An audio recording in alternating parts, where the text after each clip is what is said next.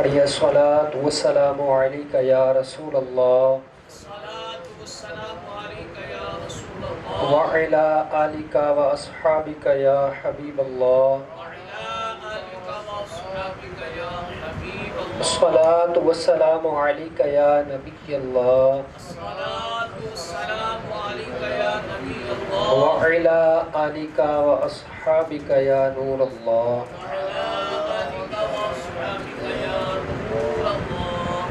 پیران پیر پیر دستگیر حضور غوث اعظم شیخ عبد القادر جیلانی رحمۃ اللہ تعالی علیہ نے اپنی زندگی کا ایک لمبا عرصہ مجاہدات میں گزارا۔ جب آپ بغداد شریف میں علم دین پڑھتے تھے تو آپ کا معمول تھا کہ مدرسے کے اسباق پڑھ کر جنگلوں کی طرف نکل جاتے، وہیں سبق یاد کرتے اور عبادت میں بھی مصروف رہا کرتے تھے۔ اسی زمانے کی بات ہے، ایک روز حضور غوث پاک رضی اللہ تعالی عنہ نے کسی غار کے قریب ایک پتھر پر دیکھا ایک درود پاک لکھا ہوا تھا، ساتھ ہی یہ بھی لکھا تھا کہ یہ درود پاک جو پتھر پر لکھا ہے اسے ایک مرتبہ پڑھنے سے 50,000 درود پاک پڑھنے کا ثواب ملتا۔ حضور غوث پاک رحمۃ اللہ تعالی علیہ نے وہ درود پاک لکھ لیا اور اسے پڑھنے لگے۔ بعد میں ایک روز آپ کو خواب میں پیارے آقا مکی مدنی مصطفیٰ صلی اللہ علیہ وسلم کی زیارت ہوئی۔ آپ نے آخری نبی رسول ہاشمی صلی اللہ علیہ وآلہ وسلم سے پوچھا اسی درود پاک کے بارے میں کہ کیا واقعی وہ درود پاک پڑھنے سے 50,000 درود پاک پڑھنے کا ثواب ملتا ہے؟ تو سرکار عالی وقار مکی مدنی تاجدار صلی اللہ علیہ وسلم نے فرمایا نہیں، اس درود پاک کو پڑھنے سے 50,000 نہیں بلکہ 70,000 درود پاک پڑھنے کا ثواب ملتا ہے۔ سبحان پیارے اسلامی بھائیو، اللہ پاک کی اپنے محبوب صلی اللہ علیہ وسلم کی امت پر کرم نوازیاں دیکھیں۔ جو بندہ ایک مرتبہ درود پاک پڑھے، روایت کے مطابق اسے 10 نیکیاں ملتی ہیں، 10 گناہ معاف ہوتے ہیں، 10 درجات بلند ہوتے ہیں۔ یہی کرم نوازیاں کتنی عظیم ہیں کہ ایک مرتبہ درود پاک پڑھنے سے اتنا ثواب ملے، پھر اس پر مزید کرم بلائے کرم یہ کہ کئی ایسے درود پاک ہیں جنہیں صرف ایک مرتبہ پڑھنے سے صرف ایک درود پاک کا نہیں بلکہ کئی ہزار درود پاک پڑھنے کا ثواب ملتا۔ کتابوں میں کئی ایسے درود پاک لکھے ہیں جنہیں پڑھنے سے 1,00,000 درود پاک کا ثواب ملتا، اور حضور غوث پاک رحمت اللہ تعالی علیہ نے پتھر پر لکھا ہوا جو درود پاک دیکھا، پیارے آقا صلی اللہ علیہ وآلہ وسلم نے خواب میں تشریف لا کر بتایا کہ اسے ایک مرتبہ پڑھنے سے 70,000 درود پاک پڑھنے کا ثواب ملتا۔ کاش ہم ان کرم نوازیوں کی قدر کر پائیں۔ قدر کیا ہے کرم نوازیوں کی؟ قدر تو یہ ہے نا درود پاک پڑھیں۔ اب یہ کرم نوازی ہے نا جی، ایک بار درود پاک پڑھیں 10 نیکیاں ملیں، 10 گناہ معاف ہو، 10 درجے بلند ہو، رب کی رحمتیں ملیں، اور پھر کرم بلائے کرم یہ ہو گیا ایک مرتبہ پڑھنے سے 10 گناہ معاف، 10 نیکیاں ملیں، 10 درجات بلند ہو، رب کی رحمتیں نازل ہو۔ پر ایسا درود پاک یہ رب کی رحمت ہے، کرم بلائے کرم ہے یہ کہ ایک مرتبہ پڑھو تو 50,000 مرتبہ پڑھنے کا ثواب، 70,000 مرتبہ پڑھنے کا ثواب۔ تو رب کی رحمتیں تو اس طرح ہم لوٹنے میں کامیاب ہوں گے کہ یہ پڑھیں درود پاک کہ رب کی رحمتیں لوٹیں گے۔ یہ تو سن لیا، اب پڑھا ہی نہ وہ درود پاک تو برکت تو ملے گی نہیں، رب کی رحمتیں تو لوٹ نہیں پائیں گے نا جی۔ ہمارے پیارے غوث پاک فرماتے ہیں، اے امت محمد صلی اللہ علیہ وسلم، اللہ پاک کا شکر کیا کرو کہ پہلی امتیں جتنا عمل کرتی تھی اللہ پاک ان کی نسبت تم سے تھوڑے عمل پر راضی ہو جاتا۔ وہ عمل بڑا کیا کرتی تھی، تم تھوڑا سا عمل کرتے ہو رب تم پر راضی ہو جاتا۔ سبحان اللہ۔ مزید فرماتے ہیں مسجد کو لازم پکڑ لو اور نبی رحمت صلی اللہ علیہ وسلم پر کثرت سے درود پاک پڑھا کرو۔ پڑھتا رہوں کثرت سے درود ان پہ صدا میں، اور ذکر کا بھی شوق پائے غوث و رضا دے۔ اللہ پاک ہمیں کثرت سے درود پاک پڑھنے کی توفیق نصیب فرمائے۔ شجرہ عالیہ، قادریہ، رضویہ، تاریہ میں درود غوثیہ لکھا ہے۔ آئیے حصول برکت کے لیے ایک مرتبہ وہ پڑھ لیتے ہیں. اللہم صلی علی سیدنا و مولانا محمد معدن الجود والکرم وآلہ وبارک وسلم. صلو علی الحبیب صلی اللہ علیہ وسلم. حدیث پاک میں ہے اچھی نیت بندے کو جنت میں داخل کروا دیتی ہے. اے عاشقان رسول، اچھی نیتوں سے عمل کا ثواب بڑھ جاتا ہے. آئیے بیان سننے سے پہلے کچھ اچھی نیتیں بھی کر لیتے ہیں. مثلا نیت کیجیے نسائی الہی کے لیے پورا بیان سنوں گا، باادب بیٹھوں گا، خوب توجہ سے بیان سنوں گا، جو سنوں گا اسے یاد رکھنے، خود عمل کرنے، دوسروں تک پہنچانے کی بھی کوشش کروں گا. صلو علی الحبیب صلی اللہ علیہ وسلم. حضرت احمد بن مبارک رحمۃ اللہ تعالی علیہ فرماتے ہیں ایک اجمی شخص جس کا نام ابی تھا، یہ پیران پیر حضور غوث اعظم شیخ عبد القادر جیلانی رحمۃ اللہ تعالی علیہ کا شاگرد تھا. یہ شخص بہت کند ذہن تھا، بڑی محنت اور کوشش سے سمجھانے کے باوجود مسئلہ اسے سمجھ نہیں آتا تھا. مگر حضور غوث پاک رحمۃ اللہ علیہ کی کمال شفقت اور مہربانی اور طالب علم دین سے لگاؤ تھا کہ آپ بہت محنت سے اسے سبق پڑھایا کرتے. اسے سمجھ نہ آتا تو آپ بار بار سمجھاتے. احمد بن مبارک فرماتے ہیں ایک دن حضور غوث پاک اپنے اسی شاگرد کو بہت محنت سے سبق پڑھا رہے تھے. اسی دوران ابن سمحل بھی وہاں آ گئے. جب انہوں نے دیکھا کہ حضور غوث پاک اس طالب علم کو دینی سبق پڑھانے میں بہت محنت اور مشقت اٹھا رہے ہیں تو وہ حیران ہو گئے.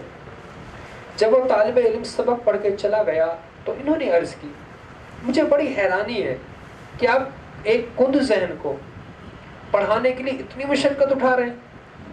اس پر غوث پاک رحمۃ اللہ علیہ نے فرمایا اس کے ساتھ میری محنت و مشقت کے دن ایک ہفتہ،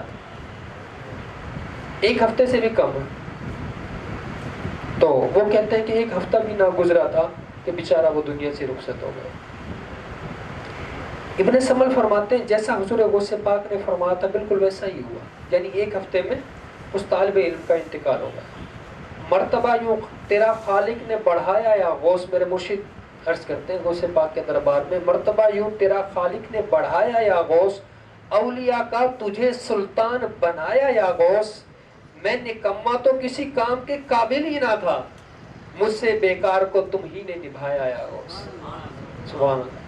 میٹھے پر اس لیے بھائی یہ جو واقعہ سنا اس سے جو پہلا مدنی پھول ملتا ہے وہ یہ ہے کہ اولیاء کرام بھی اللہ کی عطا سے آئندہ کی باتیں جان لیتے ہیں. اب ایک ہفتے بعد انتقال ہونا تھا نا جی، آپ کو پتا تھا، جان لیا نا آپ نے ایک ہفتے پہلے.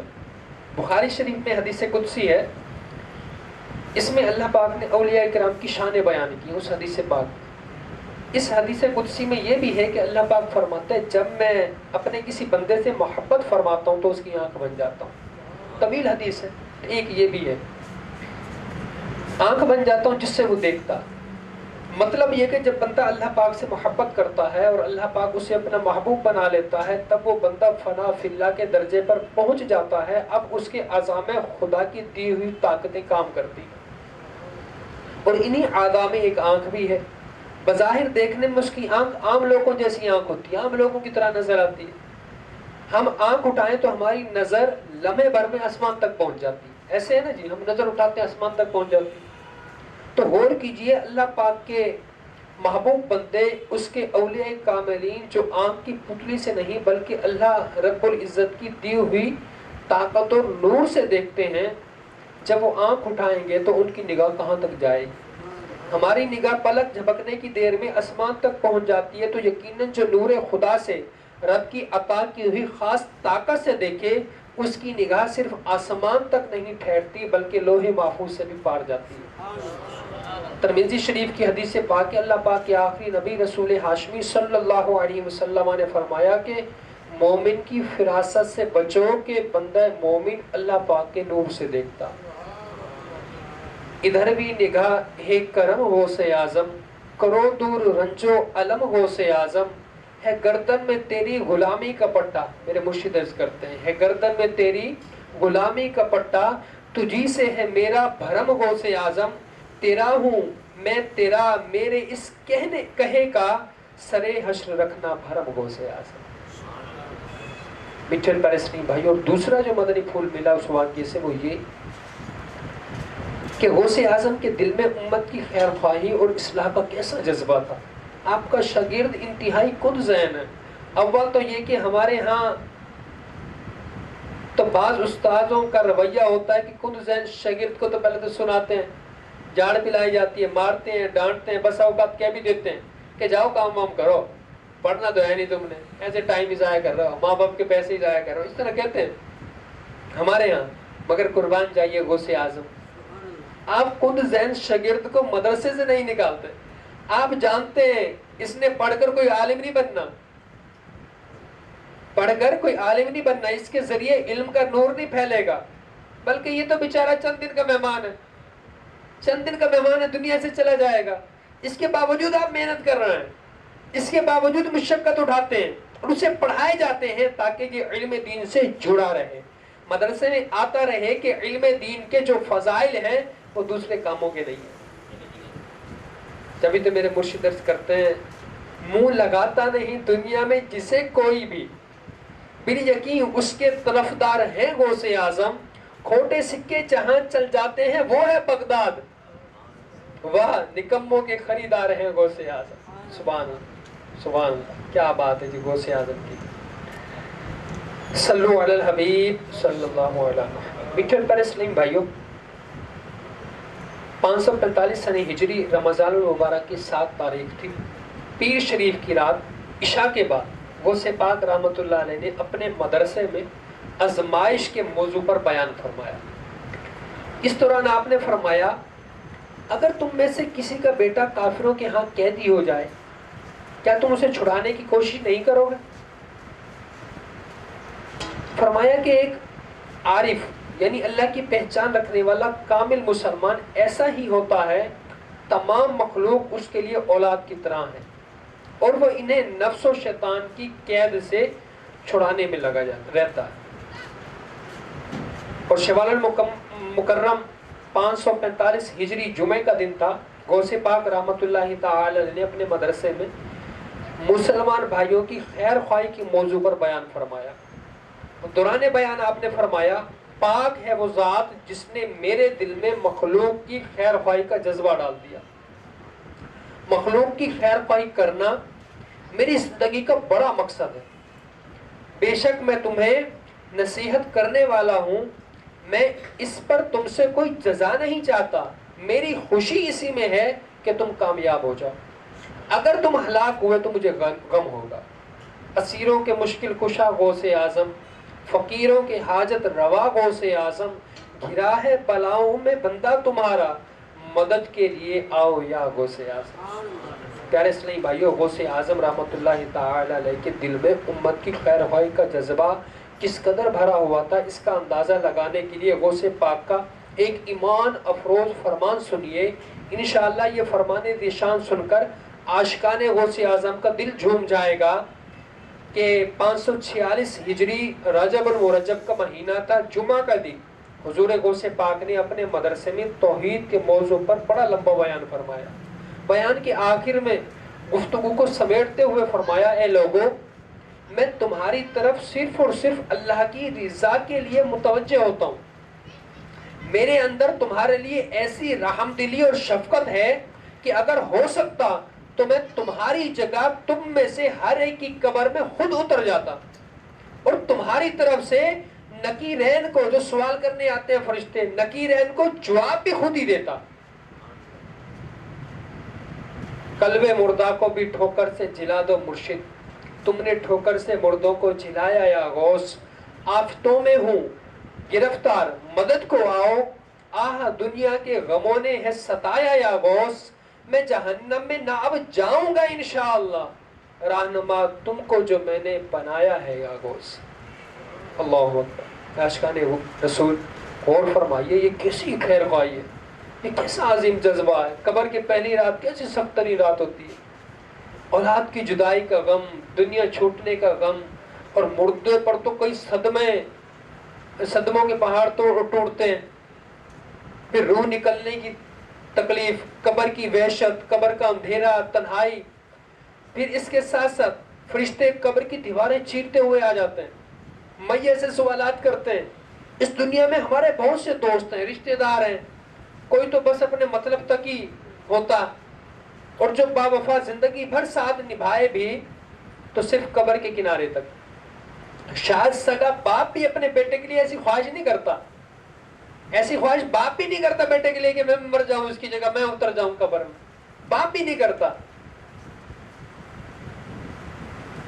میٹھے پر اس نہیں بھائیوں، یہ پیروں کا پیر غوث اعظم رحمت اللہ تعالی علیہ ہیں جو فرما رہے ہیں، اے میرے محبوب کے امتیوں، میری خواہش تو یہ ہے کہ تم میں سے کسی کو بھی قبر کی وحشت و تنہائی سے دوچار نہ ہونا پڑے، تم میں سے کسی کی بھی قبر جہنم کا گڑھا نہ بنے. میں خود تمہاری قبر میں اتروں، تمہاری طرف سے نکیر ان کے سوالوں کے جواب بھی خود ہی دوں، تاکہ تمہاری قبر جنت کے باغوں میں سے ایک باغ بن جائے. اللہ پاک غوث پاک پر کروڑوں رحمتوں کا نزول فرمائے. کاش ہم آپ کے قابل مرید بن جائیں. شہنشاہ بغداد حضور غوث پاک الحمدللہ مشہور و معروف ہستی ہے. آپ کا نام پاک عبد القادر اور کنیت ابو محمد ہے. محی الدین، دین کو زندہ کرنے والے، اور غوث الثقلین، جنوں اور انسانوں کے غوث یعنی مددگار، آپ کی مشہور القابات ہیں. حضور غوث پاک رحمت اللہ تعالی 470 ہجری کو جیلان میں پیدا ہوئے، 91 سال اس دنیا میں تشریف فرما رہے. 561 ہجری میں آپ نے دنیا سے پردہ فرمایا. آپ ولیوں کے ولی، پیروں کے پیر، پیر دستگیر، روشن ضمیر، سلطان الاولیاء غوث پاک. جس طرح آپ ولایت میں بلند رتبہ رکھتے ہیں، اسی طرح علم میں بھی بہت اونچے مقام کے مالک ہیں. آپ اپنے زمانے کے سب سے بڑے مفتی تھے، باقاعدہ فتوے بھی لکھا کرتے تھے، اپنے مدرسے میں غوث پاک پڑھایا بھی کرتے تھے. پیارے اسلامی بھائیوں، 5ویں صدی ہجری یعنی جس دور میں غوث پاک کی تشریف آوری ہوئی، یعنی دنیا میں تشریف لائے، اس وقت امت مسلمہ کئی آزمائشوں کا شکار تھی. مسلمانوں کے عقائد و نظریات پر حملے کیے جا رہے تھے، بد مذہبی پھیل رہی تھی، مسلمانوں کے اخلاق و کردار کو مجروح کیا جا رہا تھا، کافر سازشیں رچا رہے تھے. اندلس موجودہ اسپین، اس میں مسلم حکومت دم توڑ رہی تھی. مصر جو اس پر کفار کا قبضہ تھا. عراق میں حسن صباح نامی منافق اور انتہائی سفاک شخص کی تنظیم قتل و غارت اور لوٹ مار مچا رہی تھی.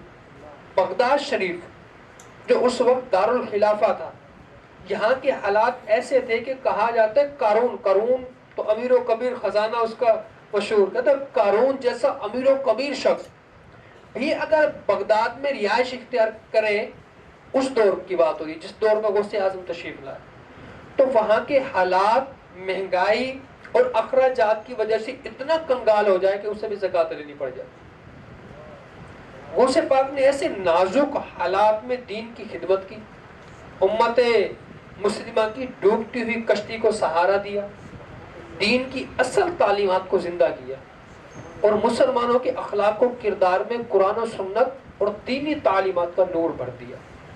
آپ کی انہی خدمات کی وجہ سے لوگ آپ کو محی الدین یعنی دین کو زندہ کرنے والا کہتے ہیں، اسی وجہ سے کہتے ہیں. سبحان اللہ. صلو علی الحبیب صلی اللہ تعالی علی محمد صلی اللہ علیہ وآلہ وسلم. غوث پاک رحمت اللہ تعالی علیہ خدمت دین کے لیے تدریس یعنی پڑھانا اور بیانات کا شعبہ جو تھا، یہ آپ نے اختیار فرمایا. آپ اپنے مدرسے میں بقایا علم دین پڑھایا کرتے تھے. حضور غوث پاک ہفتے میں 3 دن بیان فرماتے.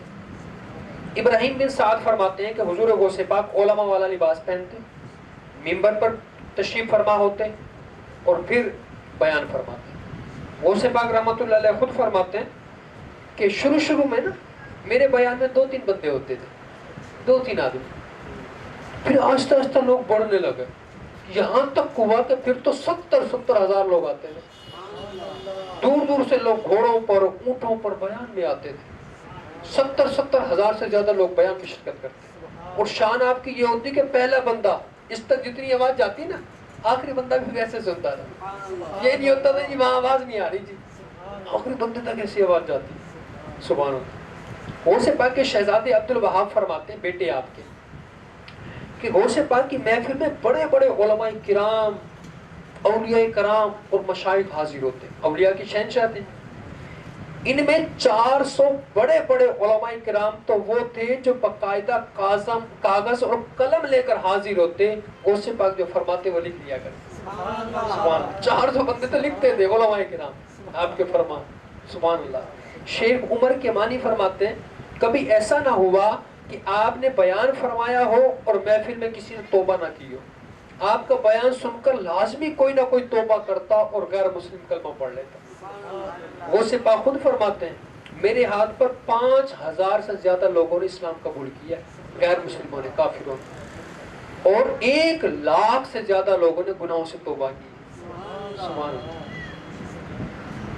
بہجت الاسراء شریف میں ہے کہ غوث الاعظم رحمۃ اللہ تعالی علیہ کے شہزادے شیخ عبد الوہاب نے علم دین سیکھنے کے لیے بڑا دور دراز کا سفر کیا، ان کے بیٹے نے کافی عرصہ تک علم دین سیکھتے رہے۔ جب علم دین سیکھ کر بغداد واپس آئے تو ایک روز آپ نے اپنے والد محترم سرکار غوث اعظم رحمۃ اللہ تعالی علیہ کی خدمت میں عرض کیا کہ میں چاہتا ہوں کہ آپ کی موجودگی میں بیان کروں۔ ان کے بیٹے عرض کرنے لگے، بڑا لمبا سفر کیا، علم دین سیکھتے رہے ایک عرصہ، تو حضور آپ کی موجودگی میں بیان کروں۔ تو جب انہوں نے عرض کیا تو غوث پاک رحمۃ اللہ علیہ نے اجازت عطا فرما دی۔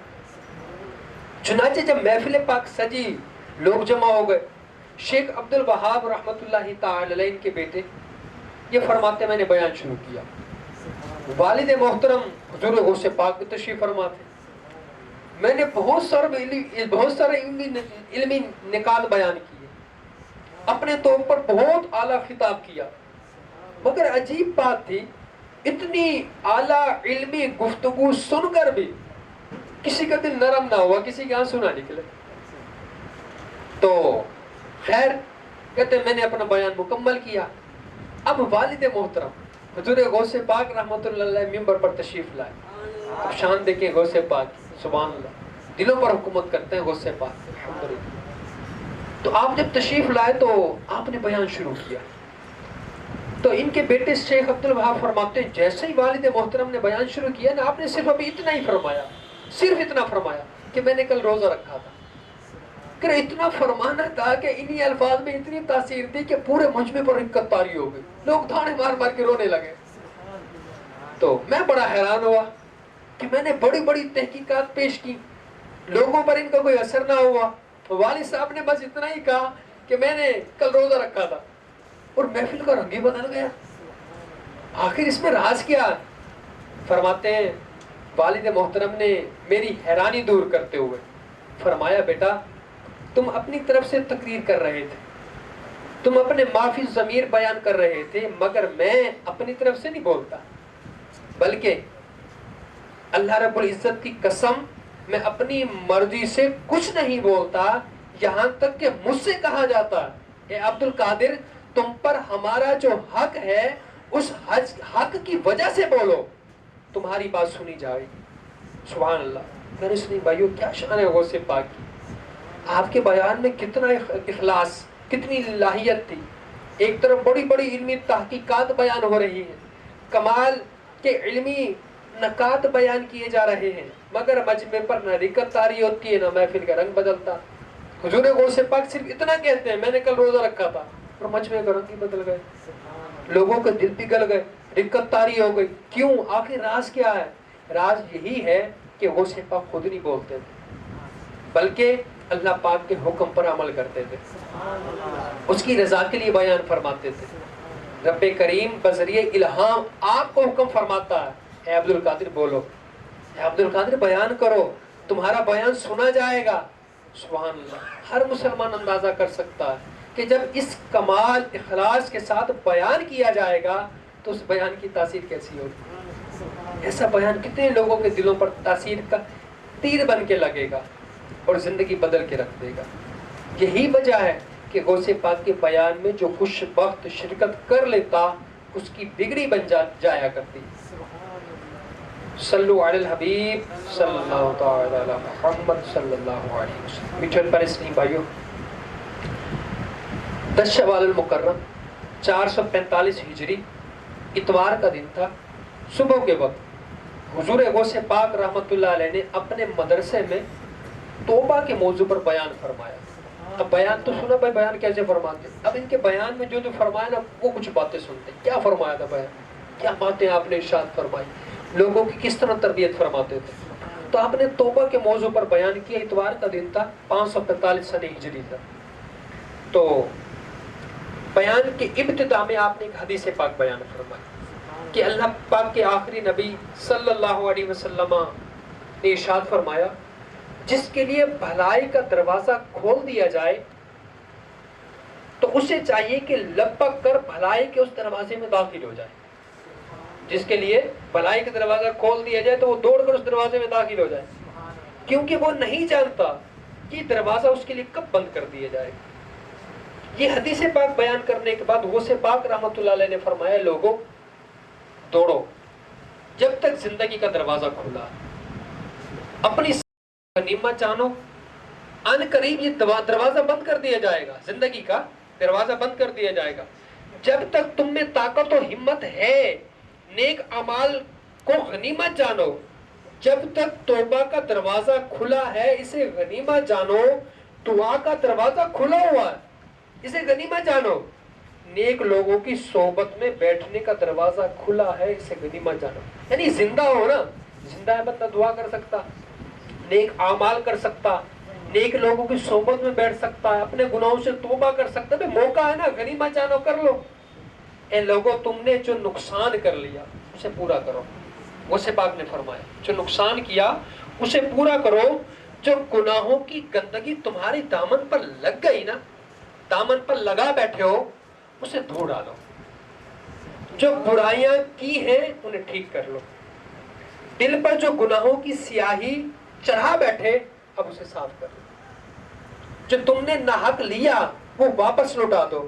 اپنے مالک کو مولا یعنی پیارے رب کی نافرمانی سے واپس لوٹاؤ. نہ کرو اپنے رب کی نافرمانی.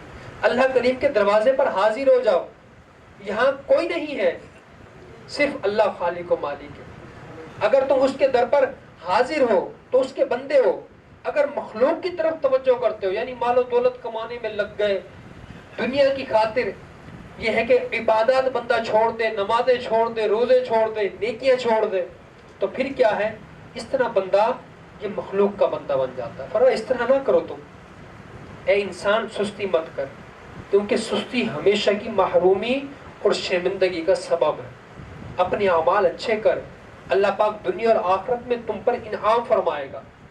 حضور غوث پاک نے اپنا بیان جاری رکھتے ہوئے مزید فرمایا قیامت کے دن انسان اپنے دنیا میں کیے ہوئے اچھے برے اعمال کو یاد کرے گا، مگر اس وقت شرمندگی کوئی فائدہ نہیں دے گی.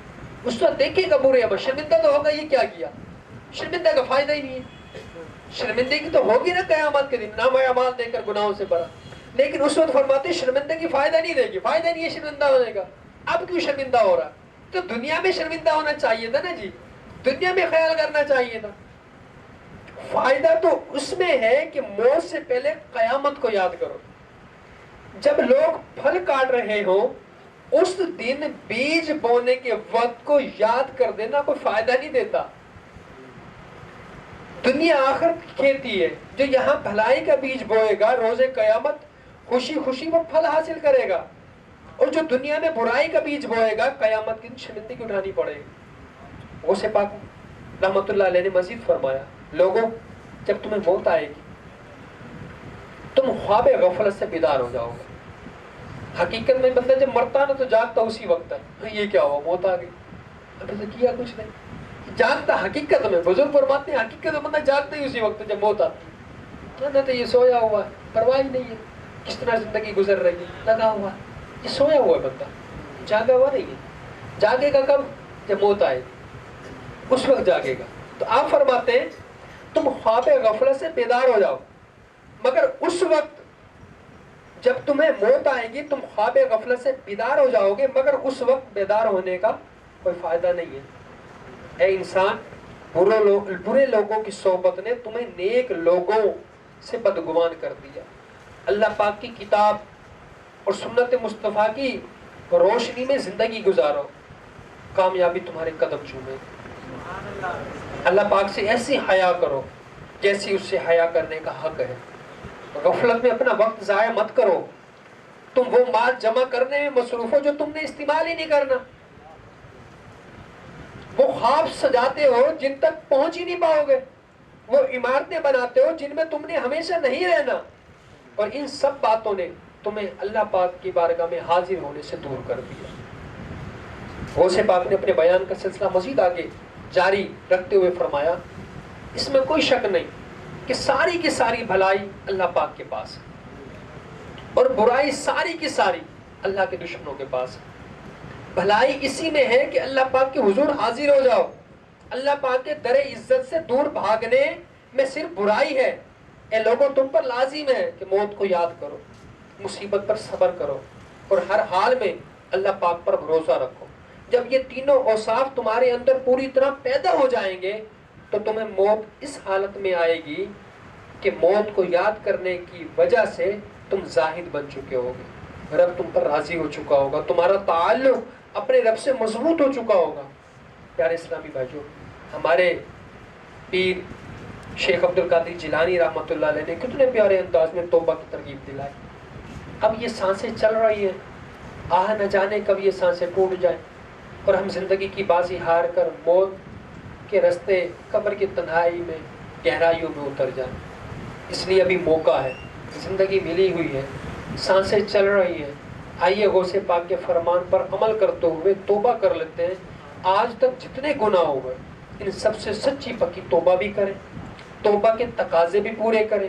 یعنی تقاضے کیا ہیں توبہ کے؟ اب کسی نے نماز چھوڑی ہے, اب وہ توبہ تو کر رہا ہے, نماز چھوڑی, اللہ توبہ کرتا ہوں میں, نمازیں قضا ہوں. اب اس کے ساتھ ساتھ توبہ کے ساتھ ساتھ نمازیں وہ ادا بھی کرنا پڑے, قضا عمری کرنی پڑے گی, نمازیں پڑھنی بھی پڑے گی. خالی یہ ہے جی توبہ کر لیے ختم, وہ قضا کرنی پڑے گی, وہ نمازیں پڑھے. اسی طرح جس نے رمضان کے روزے چھوڑے, فرض روزے ہیں, توبہ تو کرے گا. اب توبہ کرنے کے ساتھ ساتھ وہ روزے رکھنے پڑیں گے, قضا روزے. تو اس طرح آپ فرماتے ہیں کہ بندہ کوشش کر کے نا کہ توبہ بھی کرے اور توبہ کے تقاضے بھی پورے کرے. تقاضے پورے کرے, کسی کی دل آزاری کی اس سے بھی معاف کروائے, توبہ کر کے اچھی نیکیوں والی زندگی گزارنا بندہ شروع کر دے. اور توبہ کرنے والا میرے میٹھے پر اسلامی بھائیو, اللہ کے آخری نبی صلی اللہ علیہ وسلم نے فرمایا کہ گناہوں سے توبہ کرنے والا ایسا ہے جیسا اس نے گناہ کیا ہی. سبحان. ایک اور مقام پہ فرمایا کہ جب بندہ اپنے گناہوں سے توبہ کرتا تو فرمایا اللہ پاک گناہ لکھنے والے فرشتوں کو اس کے گناہ بھلا دیتا. فرمایا جب بندہ سچے دل سے اپنے گناہوں سے توبہ کرتا تو اس کے ہاتھ پاؤں جس سے اس نے گناہ کیے, جن پاؤں کے ساتھ چل کر گیا, اللہ ہاتھ پاؤں کو اس کے گناہ بھلا دیتا. اور فرمایا جب بندہ سچے دل سے اپنے گناہوں سے توبہ کرتا تو زمین کے جس حصے پر اس نے گناہ کیے تھے اللہ وہاں سے اس کے گناہوں کے نشانات مٹا دیتا. فرمایا یہاں تک کہ قیامت کے دن بندہ جب اللہ پاک سے ملے گا تو اللہ پاک کی طرف سے اس کی گناہوں پر کوئی گواہی نہیں ہوگا. گناہ تو ہو جائیں گے ختم, کوئی گواہ بھی نہیں ہوگا. یعنی زمین یہ نہ کہہ دے نا, بندہ تو کرے گا انکار, میں نے گناہ نہیں کیا, تو اس کے ہاتھ پاؤں بولیں گے اس نے گناہ کیا تھا, گواہی دیں گے, اللہ ان کو ہی بلا دے گا. کرامن کاتبین جو اعمال لکھنے والے فرشتے یہ گواہی دیں گے یا اللہ اس نے کیا گناہ, اللہ ان کو ہی بلا دے گا. پھر زمین کے حصے گواہی دیں گے یا اللہ اس نے گناہ کیا اس جگہ. تو جو سچے دل سے گناہوں سے توبہ کرنے والا ہے اللہ وہاں سے اس کے نشانات مٹا دے گا. بھئی گواہی کوئی نہیں ہے گناہوں پر, کیسا مہربان ہمارا رب ہے. تو بندے کو گناہوں سے توبہ کرنے میں نا دیر نہیں کرنی چاہیے, توبہ کرتے رہنا چاہیے. اور توبہ کرنے والا تو رب کو پسند ہے نا جی, رب کو خوشی ہوتی ہے, توبہ کرتے رہنا چاہیے. 3 شوال المکرم 545 ہجری ہفتے کا دن تھا. حضور غوث پاک رحمۃ اللہ علیہ نے صبح کے وقت بیان فرمایا اس بیان مبارک میں غوث پاک رحمۃ اللہ علیہ نے بہت پیاری بات ارشاد فرمائی، اور وہ جو بات آپ نے ارشاد فرمائی نا میٹھے پر اسلام بھائی، سونے کے پانی سے لکھنے والا جملہ ہے، جملہ ہے وہ غوث پاک کے جملے مدینہ مدینہ سبحان اللہ، غوث اعظم فرما رہے ہیں، اولیاء کے شہنشاہ. تو لیکن یہ جملہ ایسا یقین کیجئے، اگر ہم غوث پاک کا یہ جو جملہ ہے نا، جملہ اس کو دل و دماغ میں بٹھا لیں، اپنی زندگی میں نافذ کر لیں، اس پر عمل پیرا ہو جائے تو ہماری دنیا بھی سنور جائے گی، آخرت بھی سنور جائے گی. اب وہ جملہ سنیں توجہ کے ساتھ. غوث پاک رحمۃ اللہ تعالی نے فرمایا ہے لوگوں، اللہ پاک کے لیے ایسے ہو جاؤ جیسے ہمارے بزرگان دین تھے. جب تم ایسے ہو گئے نا اللہ پاک کے لیے جیسے ہمارے بزرگان دین تھے، اللہ پاک تم پر ایسی کرم نوازیاں فرمائے گا جیسے تمہارے بزرگوں پر فرماتا. سبحان، کیسا زبردست مدنی پھول. آج لوگوں کو پریشانی ہوتی ہے، دل میں وسوسے آتے ہیں، ہم دعا کرتے ہیں پوری نہیں ہوتی، محنت کرتے ہیں رنگ نہیں لاتی، سونے میں ہاتھ ڈالتے ہیں مٹی ہو جاتی ہے. آخر معاملہ کیا؟ ہمارے اسلاف تو ابرہہ نامی بادشاہ، اس نے کعبے پر چڑھائی کی، کعبے پر ڈھانے کے لیے چڑھائی کی، تو اللہ پاک نے چھوٹے چھوٹے پرندوں کے ذریعے اس کی ہاتھیوں کا لشکر، تو ہاتھیوں کی فوج، چھوٹے چھوٹے پرندے شکست دے دی. میدان بدر میں مدد کے لیے فرشتے آ گئے. تو میرے میٹھے پر اسلام بھائیو، اب جو ہے حالات، آج تو مسلمان پسر رہے ہیں، مسلمانوں پر ظلم و ستم ڈھائے جا رہے ہیں، آخر آج مدد کیوں نہیں آتی؟ غوث پاک نے بڑا سادہ سا جواب دیا، فرمایا وہ جن کی غیب سے مدد کی جاتی تھی، جن پر رب کی رحمتیں برستی تھی، جو مٹی میں ہاتھ ڈال دے تو وہ سونا بن جاتی، تم بھی اپنا اخلاق، اپنا کردار، اپنے اعمال ان جیسے کر لو جیسے ان پر رحمتیں ہوتی تھی ویسے تم پر ہوتی. تمہارا کردار ان جیسا نہیں ہے. وہ رب کی فرما برداری میں زندگی گزارتے، وہ تہجد گزار، پکے نمازی، شریعت کے پابند، رب کے محبوب کی سنتیں سجانے والے، ان پر تو رب کی رحمتیں ہوتی تھی. ہم نمازوں سے دور، روزوں سے دور. اذان کا جواب حبیب صلی اللہ علیہ وسلم. تو میٹھے اوپر اس لیے بھائیو، ہمارے اسلاف، ہمارے بزرگان دین، اب سرکار غوث پاک رضی اللہ تعالی عنہ، آپ روزانہ 1000 رکعت نماز نفل پڑھا کرتے تھے. روزانہ 1000 رکعت نماز نفل پڑھتے تھے. اور سرکار غوث پاک رضی اللہ تعالی عنہ ڈیلی ایک ختم قرآن پاک فرماتے. 40 سال تک عشاء کے وضو سے نماز فجر پڑھی. کیسے تھے، کیسی کرم نوازیاں تھی رب کی. تو فرمان کیسا پیارا آپ کا، کہ جیسے ہمارے بزرگ تھے ویسے بن جاؤ. تو پھر جیسی کرم نوازیاں ان پر ہوتی تھی ویسی تم پر ہوگی. تو وہ تو نمازی 1000 رکعت نماز نفل پڑھے، اور ہم دن میں کئی مرتبہ اللہ کے گھر سے بلاوا آتا، کئی بار حی علی الصلاۃ، آؤ نماز کی طرف، حی علی الفلاح، آؤ فلاح کی طرف، کامیابی کی طرف. ہم جاتے ہی نہیں، ہم جاتے ہی نہیں. آخر ہم کس چیز کی تلاش میں؟ وہ کون سا خزانہ ہے جو ہم دنیا میں ڈھونڈ رہے ہیں، اور ڈھونڈتے ڈھونڈتے دنیا سے چلے جائیں گے. کامیابی تو پھر بھی نہیں ملتی نا جی. کامیابی کہاں ملے گی؟ رب کے دربار میں ملے گی کامیابی. کامیابی تو رب کے ہاں ہے نا جی، رب کے ہاں ہے کامیابی. تو میرے میٹھے پر اسلام بھائیوں، اگر بندہ رب کی بارگاہ میں حاضر ہو، سر سجدے میں رکھے، رب سے التجائیں کرے، رب کو راضی کرنے میں لگ جائے، تو میرے میٹھے پر اسلام یہاں سب کچھ ملتا.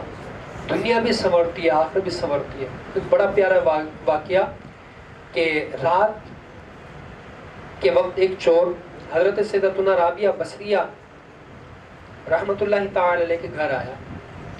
اس نے پورے گھر کی تلاشی لی، سوائے ایک لوٹے کی کوئی چیز نہ ملی. واپسی کا ارادہ کیا.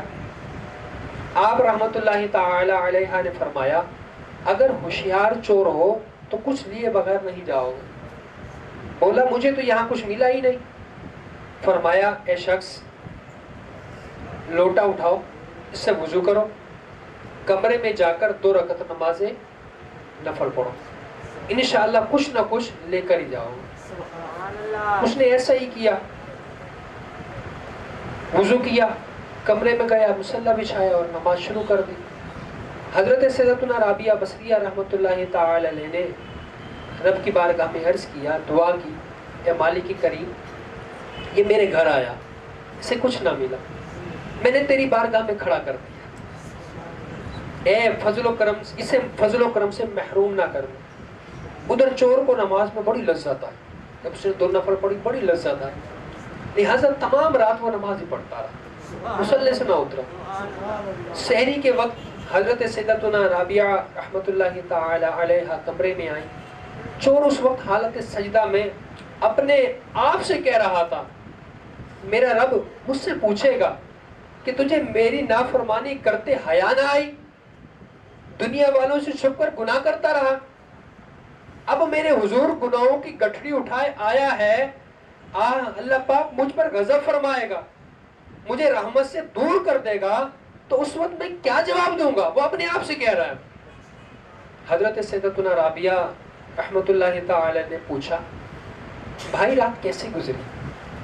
بولا خیریت سے، میں عاجزی سے اپنے مالک و مولا کی بارگاہ میں کھڑا رہا، اس نے میرے ٹیڑھے پن کو درست فرما دیا، میرا عذر قبول فرمایا اور مجھے میرے مقصد تک پہنچا دیا۔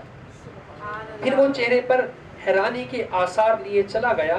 جب وہ چلا گیا تو حضرت سیدتنا رابعہ رحمت اللہ تعالی نے ہاتھ اٹھائے، بارگاہ الہی میں عرض کی، اے میرے مالک، یہ ایک رات تیرے حضور حاضر ہو، تو نے اسے قبول فرما لی، ایک رات تیری بارگاہ میں حاضر ہو، تو نے اسے قبول فرما لی، میں کتنے عرصے سے تیری بارگاہ میں کھڑی ہوں، کیا مجھے بھی قبول کر لیا گیا؟ آواز آئی، رابعہ، ہم نے تیری ہی وجہ سے اسے قبول کیا اور تیری ہی وجہ سے اسے اپنے قرب سے نوازا۔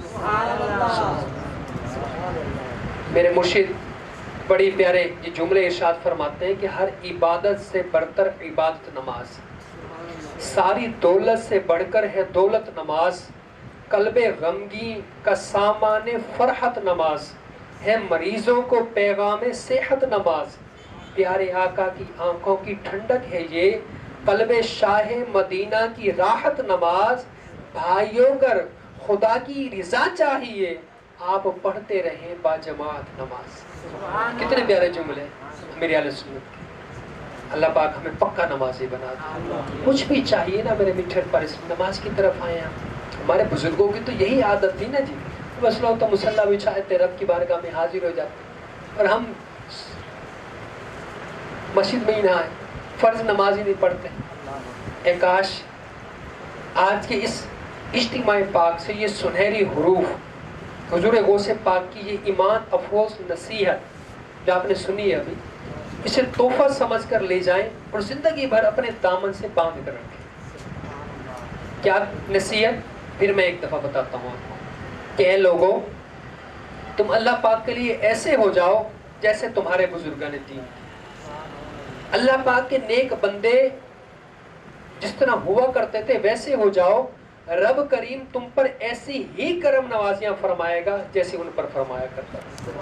تو یہ جملہ اپنے دل کے گلدستے میں بٹھا لیں تو انشاءاللہ زندگی سنور جائے گی، دنیا بھی اور آخرت بھی۔ اللہ پاک ہمیں غوث پاک رحمت اللہ تعالی علیہ کی ان مبارک تعلیمات پر عمل کرنے کی توفیق عطا فرمائے۔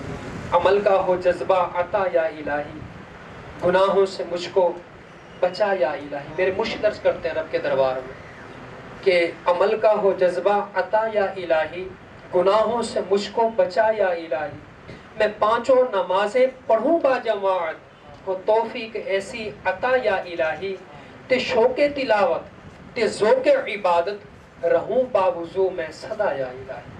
صلو علی الحبیب صلی اللہ تعالی علی محمد صلی اللہ علیہ وسلم۔ پیارے اور میٹھے سنی بھائیو، الحمدللہ دعوت اسلامی کا ماحول یہی سوچ دیتا، یہی ذہن دیتی ہے، دعوت اسلامی نیکیوں کی طرف لاتی ہے، معاشرے کا بہترین فرد بناتی ہے۔ الحمدللہ دعوت اسلامی دنیا بھر میں نیکی کی دعوت عام کرنے والی تحریک ہے۔ اللہ پاک کے فضل سے دعوت اسلامی 80 سے زائد شعبہ جات میں دین متین کی خدمت سر انجام دے رہی ہے۔ دعوت اسلامی اب تک ہزاروں مساجد، سینکڑوں فضان مدینہ بنا چکی ہے۔ بچوں اور بچیوں کو الگ الگ تعلیم قرآن دینے کے لیے اب تک، بچوں کو قرآن کی تعلیم کے لیے اب تک 6121 مدرسۃ المدینہ دعوت اسلامی قائم کر چکی ہے، جن میں تقریباً اب تک جو پڑھ رہے ہیں قرآن پاک، جن میں تقریباً 2,70,112 بچے قرآن پاک حفظ و ناظرہ کی تعلیم حاصل کرتے ہیں. ہم کو مدرسوں نے لوگوں کے وہ ایک ہی مدرسے ہوتے ہیں, کوئی تاریخ نہیں جس کے اتنے مدرسے ہوں. ایک ہی مدرسہ ہوتا ہے, ہم دیکھتے ہوئے 500 بچے پڑھ رہے ہیں مدرسے میں, 1000 بچے پڑھ رہے ہیں, 2000 پڑھ رہے ہیں. بہت بڑا مدرسہ ہے, بہت بڑا مدرسہ, اتنا بڑا. دیکھیے یہاں تو لاکھوں میں 2,39,440 2,70,112 بچے پڑھ رہے ہیں قرآن پاک. سبحان اللہ. اور اب تک کتنے پڑھ چکے ہیں وہ سنیں, آپ کا دل خوش ہو جائے گا. جب قرآن کی محبت ہے, جس کے دل میں محبت کرنے والا خوشی ہوگا, اللہ کا کلام ہے, تو دیکھیں کتنے اب تک پڑھ چکے ہیں. اب دعوت اسلامی دیکھیں اب تک کتنوں کو قرآن پڑھا چکی ہے, کتنا بڑا کارنامہ, کتنی بڑی یہ امت کی خیر پائی ہے. اب تک تقریباً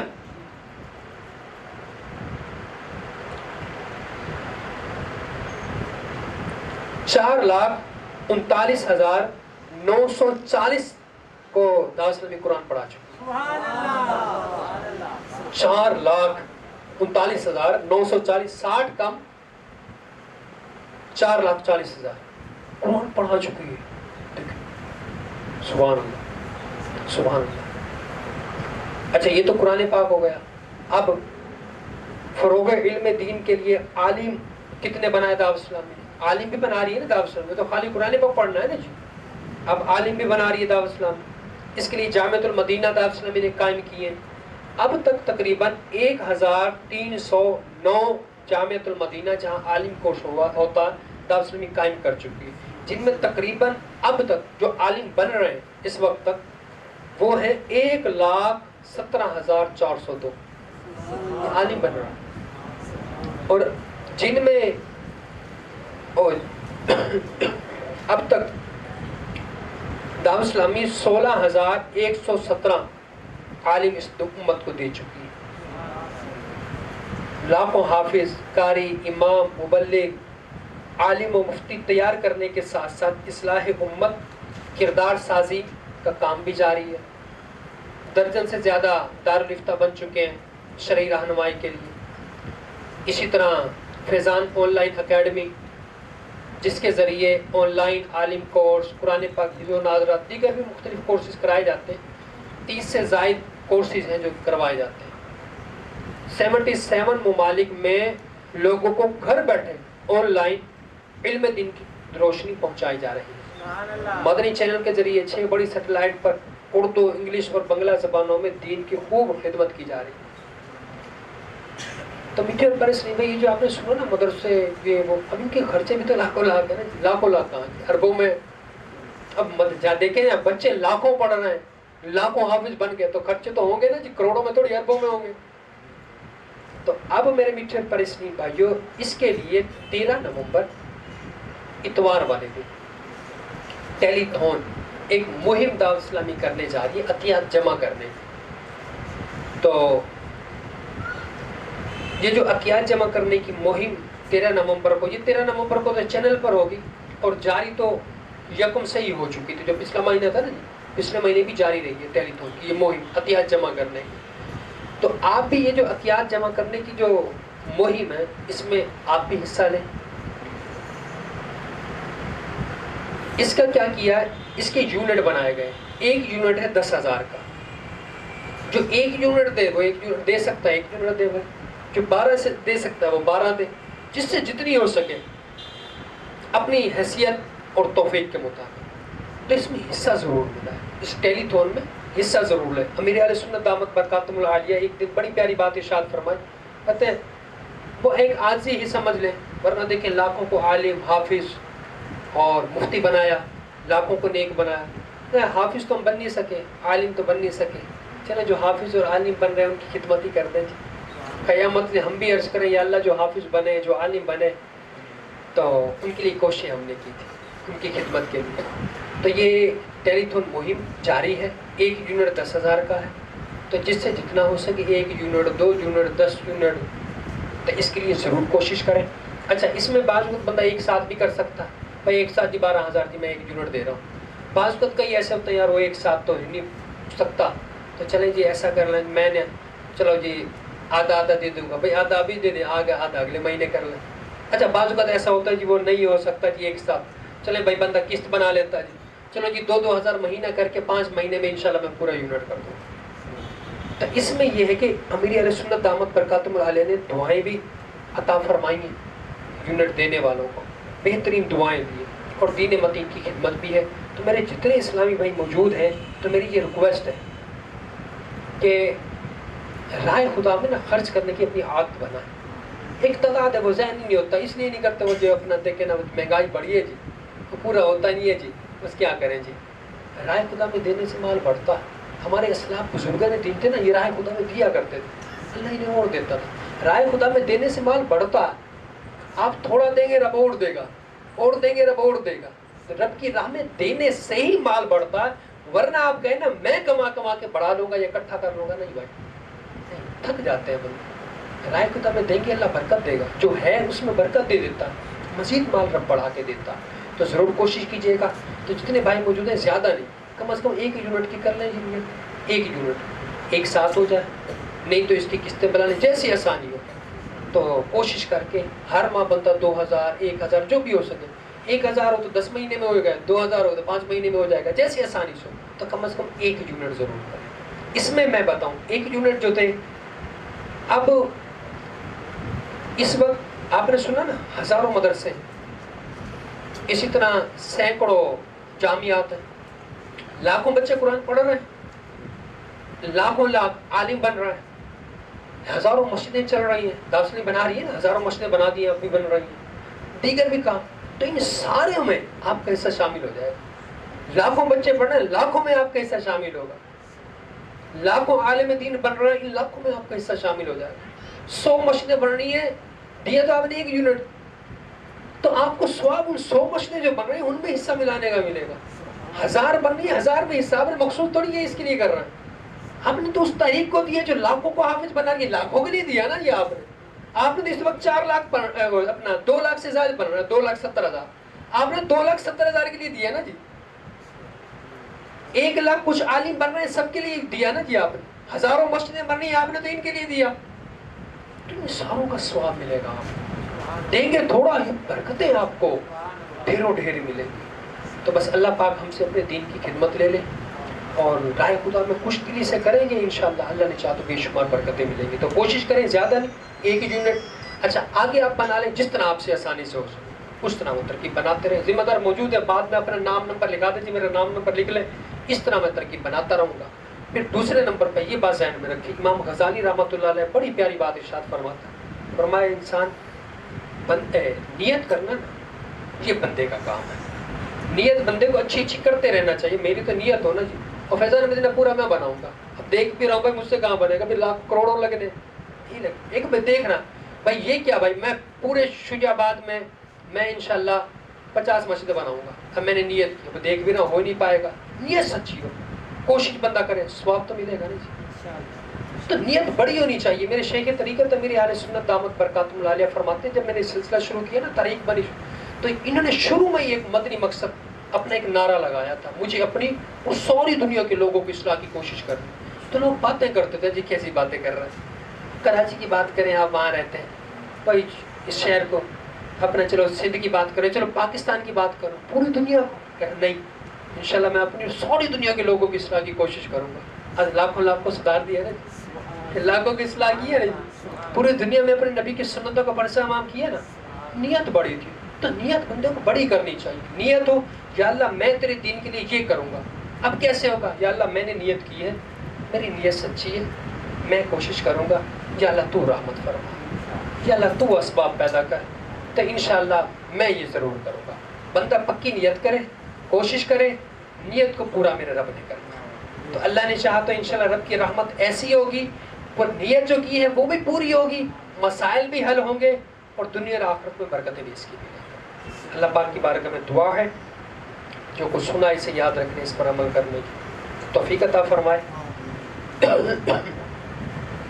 آمین بجاہ نبی الامین صلی اللہ علیہ وسلم. صلو علی الحبیب.